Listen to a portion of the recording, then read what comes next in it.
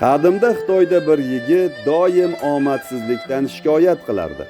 U bir kuni bir bog'bonning oldiga borib, "Men mehnat qilaman, harakat qilaman, ammo nega natija ko'rinmaydi?" deb so'radi. Bog'bon uni bambuk ekilgan joyga olib bordi. "Bu urug'ni ekib, har kuni sug'oramiz, parvarish qilamiz, lekin birinchi yili ham, ikkinchi yili ham, hatto 4-yili ham yer ustida deyarli hech narsa ko'rinmaydi" dedi. Yigit hayron bo'lib, "Unda odamlar nega uni sug'orishda davom etadi?" "Chunki shu yillar davomida u yer ostida ildiz otadi.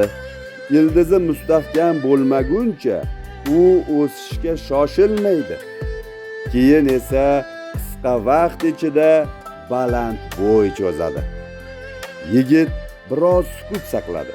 Bog'bon so'zida davom etdi. "Insonning mehnati ham xuddi shunday. Sen ko'rmayotgan natija bekorga ketmayapti.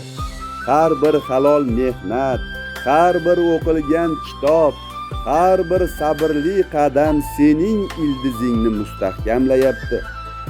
Vaqti kelganda bu mehnatning samarasi albatta ko'rinadi." Yigit o'sha kuni umidini yo'qotmaslik kerakligini angladi. U natijani emas, harakatni davom ettirishga qaror qildi. Xulosa o'rnida shuni aytish joizki, katta muvaffaqiyatlar bir kunda kelmaydi. Avval ildiz mustahkamlanadi, keyin daraxt yuksaladi. Sabr va mehnat hech qachon behuda ketmaydi.